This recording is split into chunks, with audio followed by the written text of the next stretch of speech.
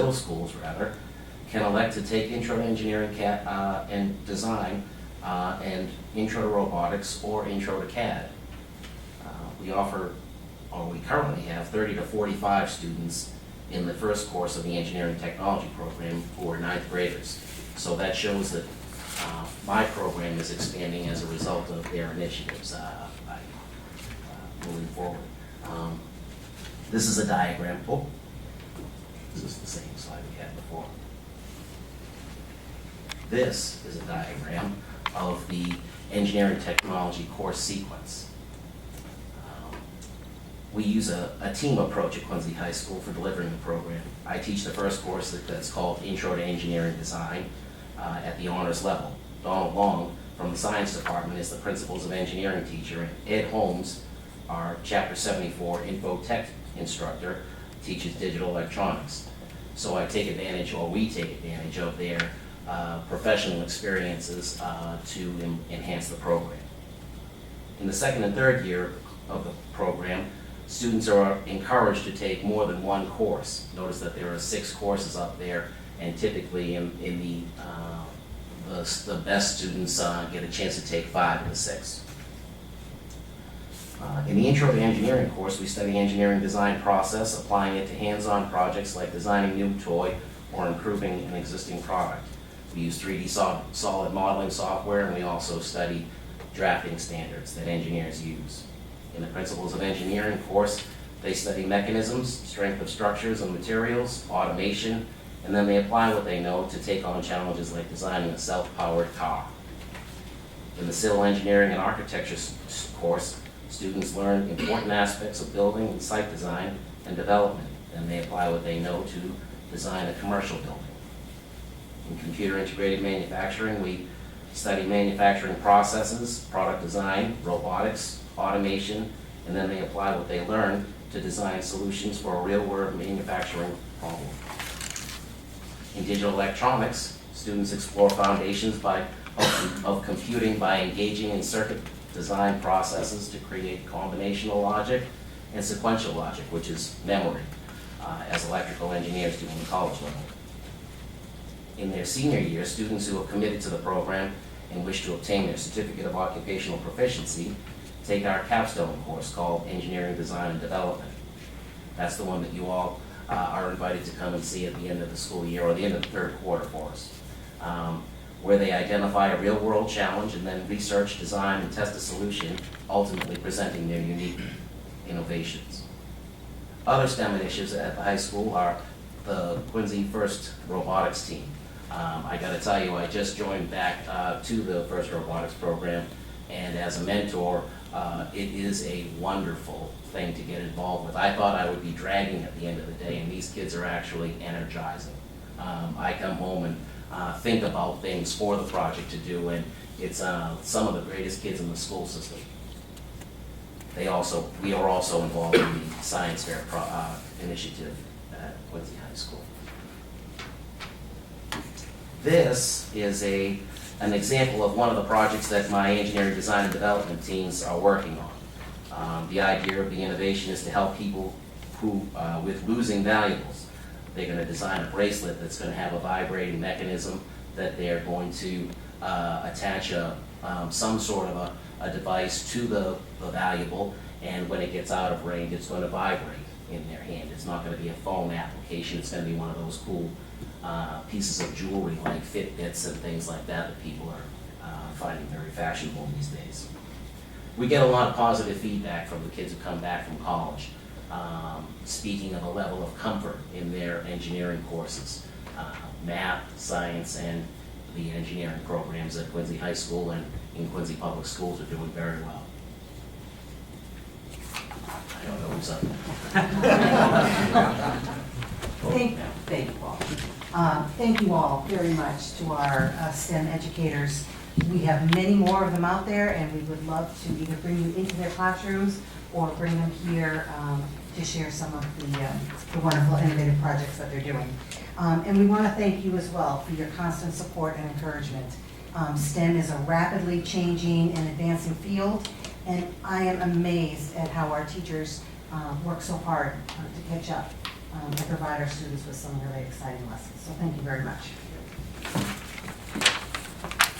Thank you, Mr. Roy. Anybody like to make a comment? Mrs. Lebo? I'd like to make a few. First of all, it's just delightful to see teachers across the spectrum of seniority and tenure to have that kind of excitement in our schools. It really is so exciting to have you here and to share that kind of excitement with us and to see it. And I'm so glad that these programs have come back because everybody knows these were one of my loves, the middle school technology. I'd like to tell somebody a little anecdotal story, and I'm sorry to take the time, but I think it's important.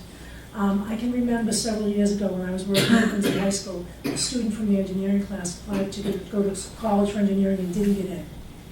And so we printed out his competency profile from Mr. Tully's groups class and sent it down to the college and said, "Are you kidding me?"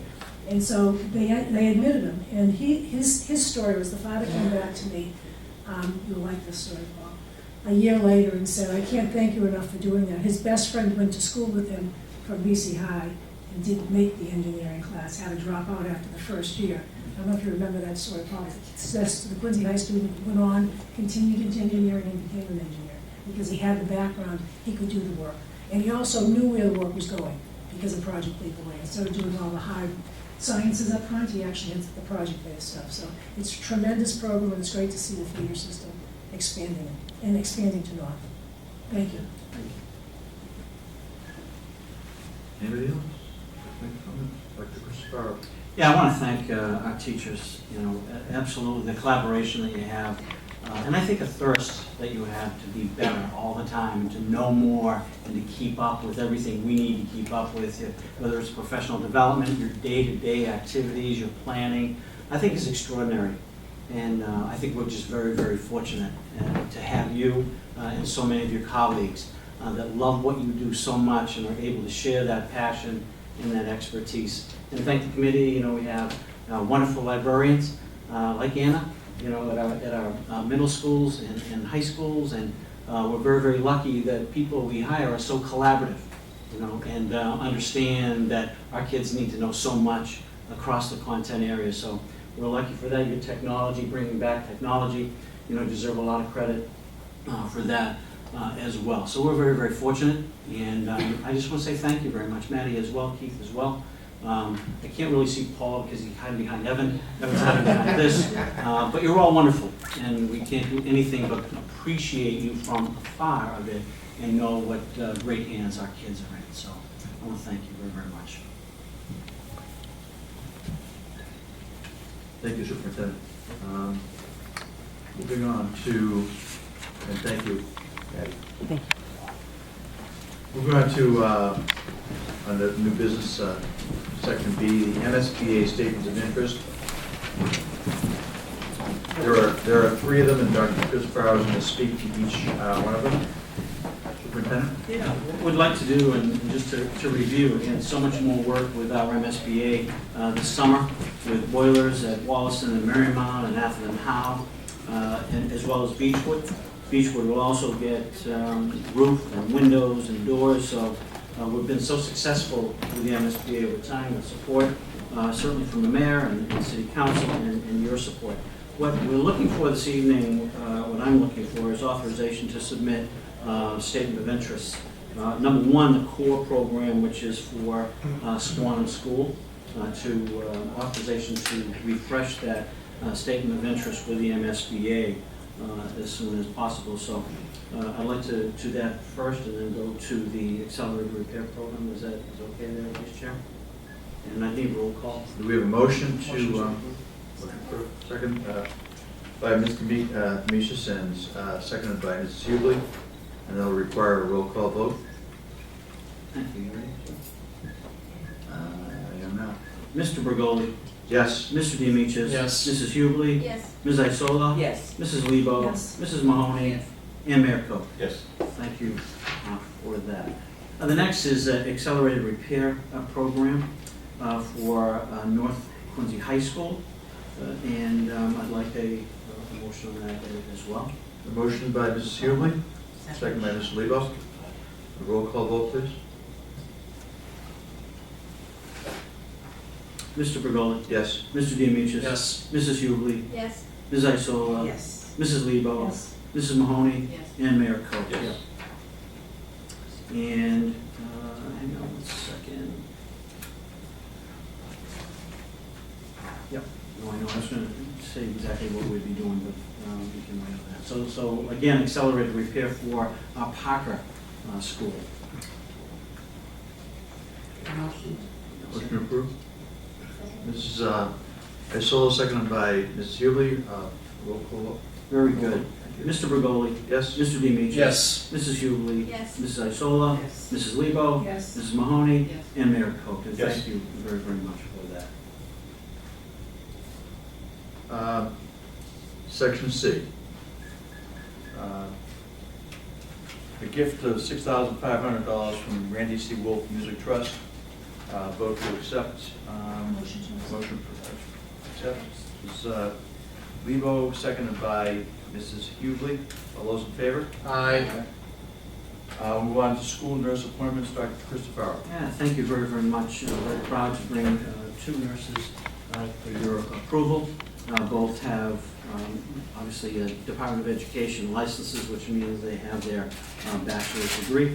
And I'd like a roll call individually for these two wonderful nurses. The first is Molly O'Connell, and Molly has a Bachelor of Science in Nursing from the University of Massachusetts in Boston, and an associate's degree from Middlesex Community College. She's been a staff nurse at Manor Community Health Center, also a wellness nurse, and did a certified nursing assistant earlier on in her career. So with that, I'd like to submit that name of Molly O'Connell to you to be a school nurse.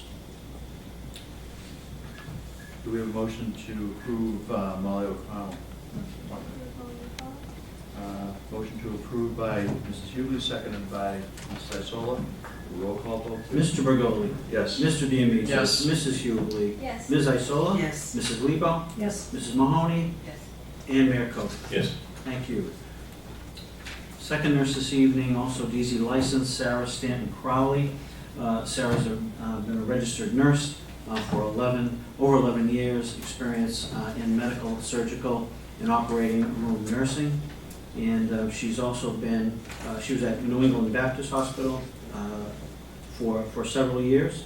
Her education is a Bachelor of Science from Simmons College, and in Emmanuel College, a Bachelor of Arts in Economics and Management. So I'd like to put her name forward to you, Sarah Stanton Crowley.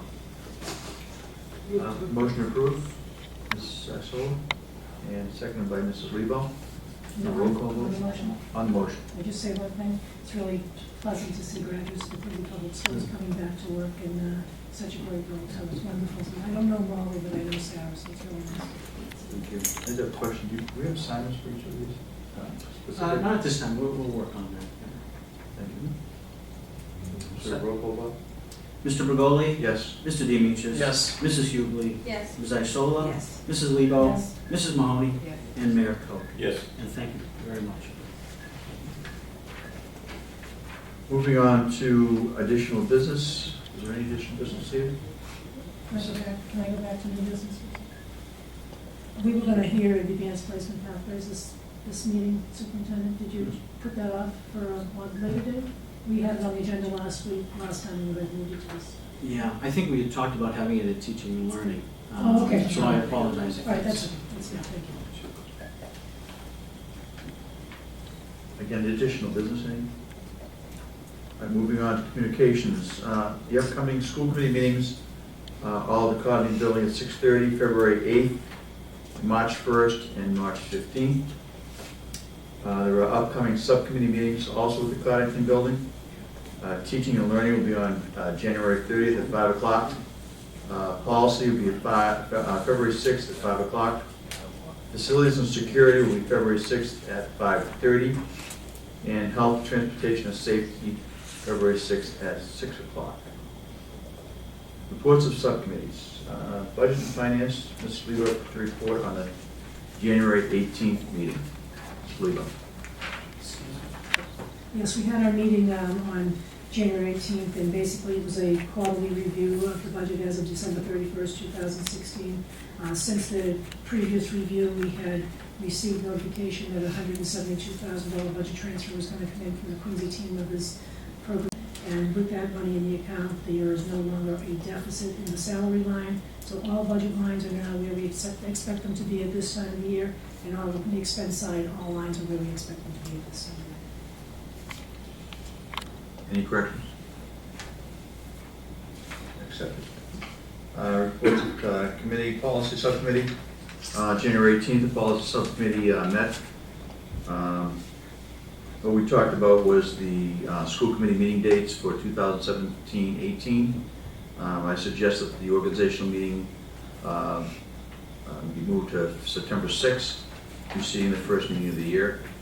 Mrs. Hubler requests the fall meeting be held at Point Webster Middle School in honor of the building's 100th anniversary.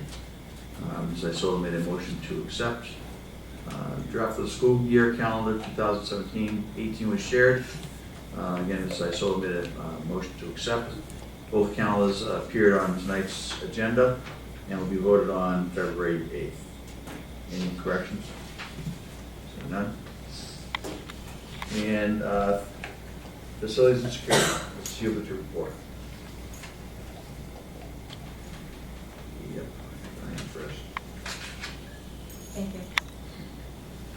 The Facilities and Security Subcommittee was held on Wednesday, January 18th. Commissioner Hines presented an update on the repair and replacement of fixtures, sinks, and bubblers that were identified during the water testing for lead and copper conducted this past fall.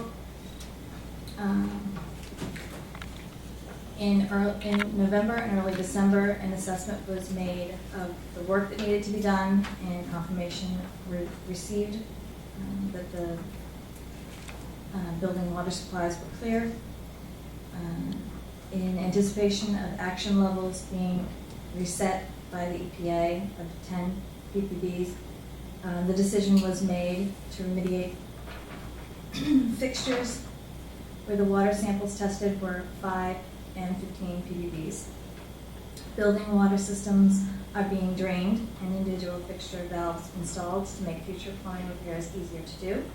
City Council has appropriated $275,000 to remediate water issues at all 20 school buildings that were in this. Analysis of individual component costs and RFPs will follow for each building. Estimated cost $250,000. In addition, the Montclair Elementary School's nurse bathroom will be renovated in an estimated cost of $25,000.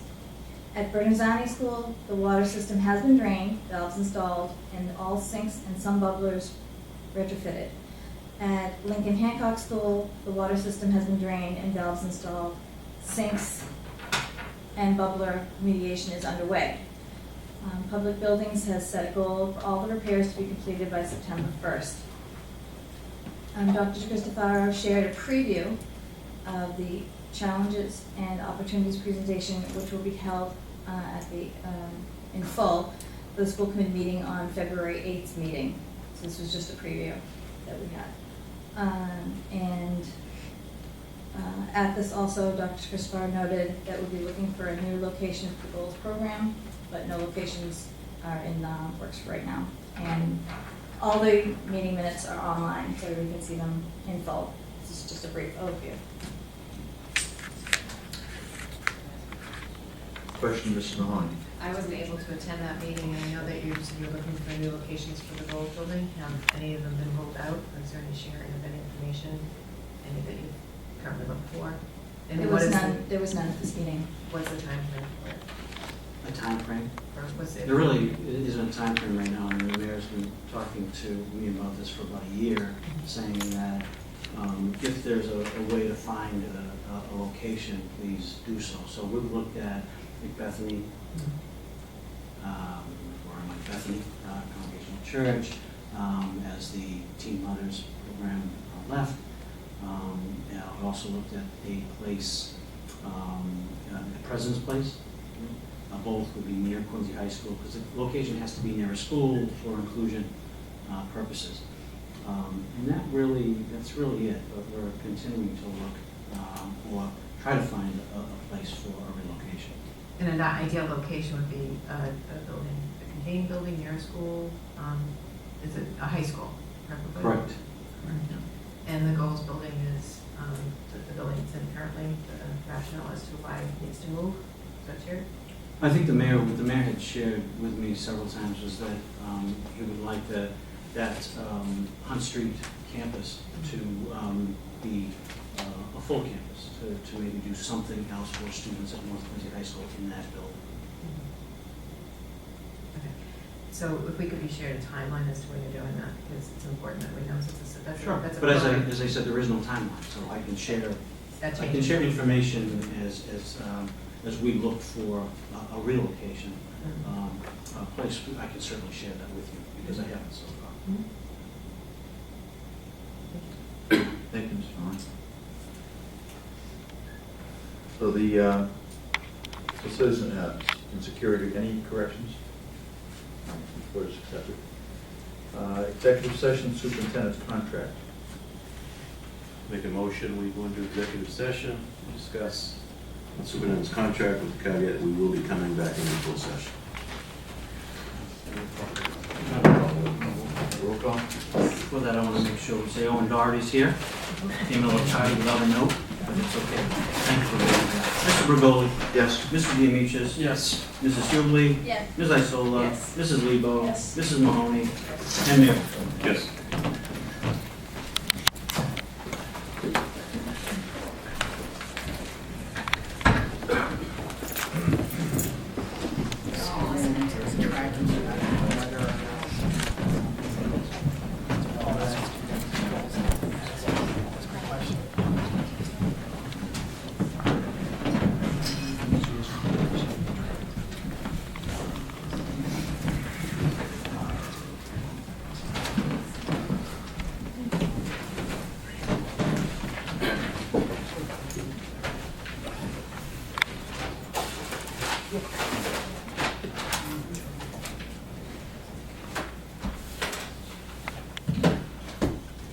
Call meeting.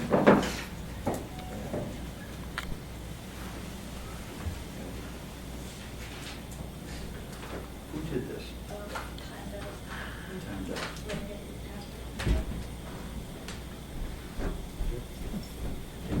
Technical difficulties.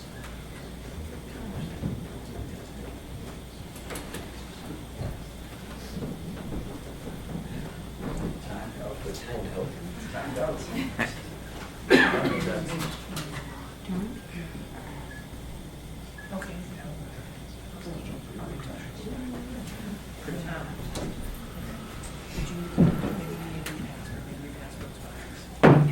We call the meeting back to order. Do we have a motion? Mrs. Lebo. Yes, I'd like to make a motion that we extend the superintendent's contract for 3 years, allowing him the 2% increase that was discussed. Second? Second. Second by Mrs. Isola. Discussion on the motion. Mr. Mayor Koch.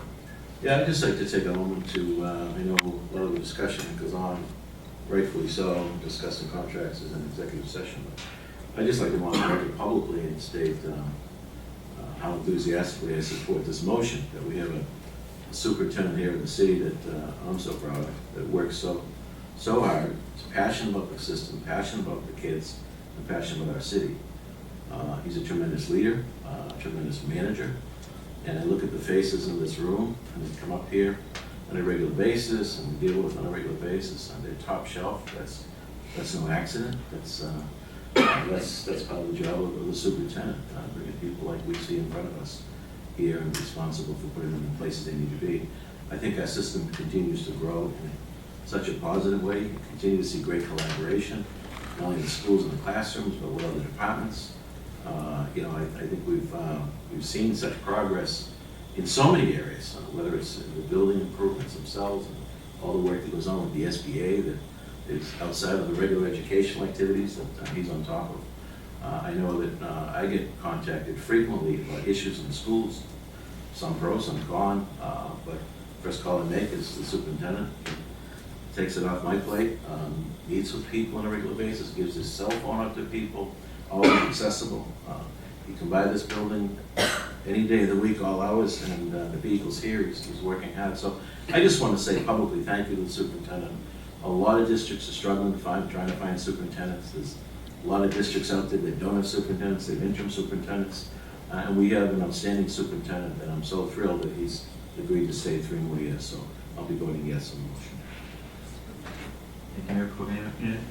Ms. Isola. I'd like to echo what the mayor just said. We are so fortunate to have Dr. DeCristofaro here. We have so many years of your experience, not only as superintendent, but as assistant superintendent in all the roles that you've played in Quincy Public Schools. And that makes such a difference in the fabric of Quincy Public Schools, because you understand the system from the ground up. And you don't just sit in that office, Dr. DeCristofaro. Much is made of the fact that you are here all the time, because we know you are. But you're not just sitting here. You're working hard, you're interacting, you're out in the field, you're out with our educators, you're out with the people in the building. You see our students. You've assembled a leadership team that is second to none. And I'm just so pleased that we're going to have the benefit of your experience over the next 3 years. So I also will be voting yes. Thank you, Ms. Isola. Anybody else? I'd just like to say that I'm superintendent for many years, and he actually came after me at Athens House School. And he knows the school system from the ground up. He has a passion for it, loves it. It's been his whole life, and we're very fortunate to have a person of his caliber, his character, his passion and love for this city, and also for the school system. I didn't fully appreciate the superintendent as a person who worked in the school system for all those years until I came onto the school committee, and I saw the work that he does on a day in and day out basis, along with the leadership team. And I have to give kudos to the leadership team as well, because I said this in my January address, that people in the school system are all about the school system, and it comes from the superintendent. So I will also be voting yes.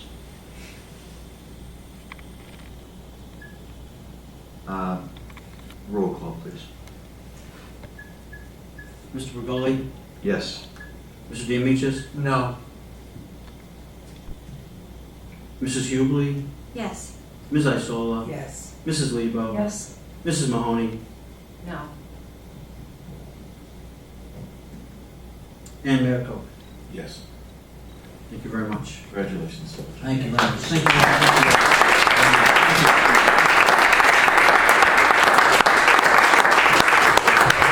Thank you.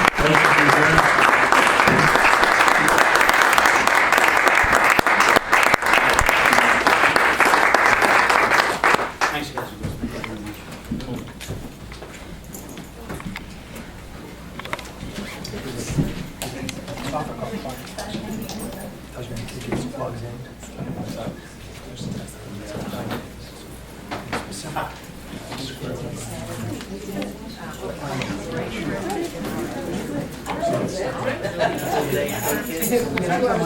much.